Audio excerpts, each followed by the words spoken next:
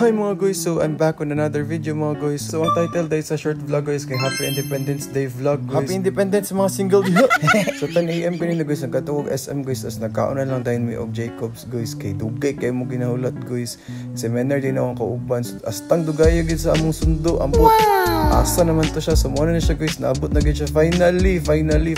Among sabot mga guys kay 9:30 AM mo passing na mi pero bossing na siya naabot guys. Sige lang ana dapito ka muhulat. So to guys nagkaon na lang ko habang gabiyahe mi guys padulong dai mi og Marbel guys sa South Cotabato sa ulan-ulan man. Sige lang drive lang until abot mi sa mga first destination diri sa unfinished nga walay AEOO, basta wala siya AEOO guys. So pasulod na mo guys, nice kay diri guys kay nay mirror mo welcome sa imo niya, very aesthetic guys, unfinished jud siya kay wag siya nahuman guys. So a second guys after na mo kaon naglakaw din mi guys, naabot din mi diri sa second stop sa Hummingbird sa Lantaw Marbel guys. Unsa lang mo ni diri sa uno guys, pero karon guys nice na kay guys, napa slide with the rainbow ara nya. Pagsulod na mo guys na po sa amin nga nag-welcome sa mo. Hello guys.